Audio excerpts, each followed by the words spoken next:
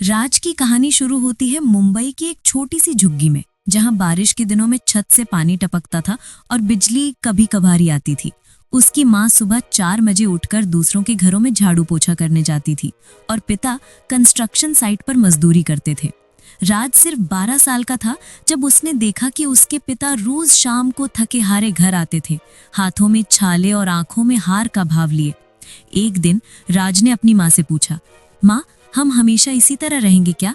माँ ने उसे गले लगाया और कहा, बेटा, गरीबी कोई कर्स नहीं है, ये तो बस एक स्टार्टिंग पॉइंट है। तुम पढ़ाई करो, मेहनत करो, एक दिन सब कुछ बदल जाएगा। उस रात राज ने तय किया कि वो अपनी फैमिली की किस्मत बदलेगा, चाहे जो भी हो जाए। स्कूल में राज हमेशा फर्स्ट आता था, लेकिन घर में पढ़ने के लिए प्रॉपर लाइट नहीं थी। वो स्ट्रीट लाइट के नीचे बैठकर होमवर्क करता था। जब उसके दोस्त क्रिकेट खेलते थे, राज लाइब्रेरी में बैठा रहता था। टीचर्स उसकी डेडिकेशन देखकर इम्प्रेस्ड थे, लेकिन राज जानता था कि सिर्फ अच्छे मार्क्स से कुछ नहीं होगा, उसे कुछ अलग करना होगा।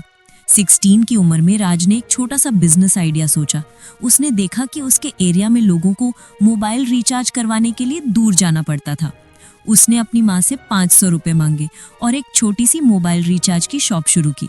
सुबह स्कूल जाने से पहले और शाम को वापस आकर वो ये काम करता था।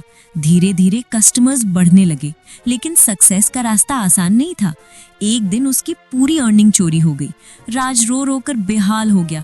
उसे लगा कि सब कुछ खत्म हो गया, लेकिन उसकी माँ ने कहा, बेटा, गिरना कोई बुरी बात नहीं है, बुरी बात यह है कि गिरकर उठना छोड़ देना।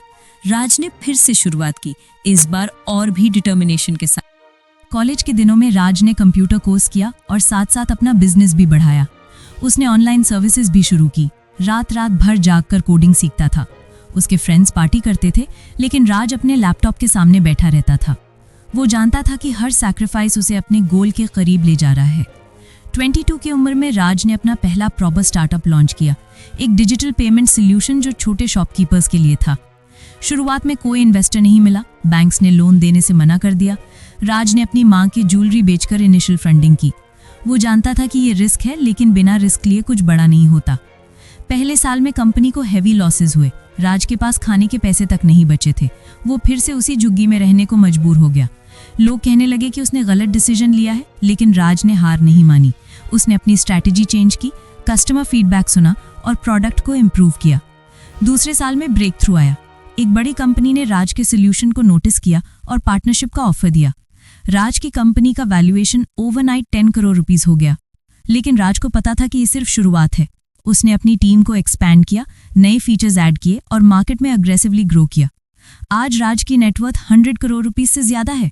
उसने अपनी माँ के लिए एक ब्यूटीफुल हाउस खरीदा है, जहाँ छत से पानी नहीं टपकता। उसके पिता अब कंस्ट्रक्शन साइट पर काम नहीं करते, बल्कि राज की कंपनी में एडवाइजर हैं। लेकिन राज कभी अपनी रूट्स को नहीं भूला। वो आज भी उसी एरिया में जाकर यंग एंटरप्रेन्योर्स को गाइड करता है। राज की कहानी सिखाती है कि गरीबी कोई परमानेंट कंडीशन नहीं है, ये सिर्फ एक टेम्पररी सिचुएशन है जिसे हार्डवर्क, स्मार्ट डिसीजंस और नेवर गिव अप एटीट्यूड से बदला जा सकता है। राज ने प्रूव किया कि अगर आपके पास विजन है, डेडिकेशन है और फेलियर्स से सीखने की हिम्मत है, तो कोई भी ड्रीम अचीव कर सकते हैं।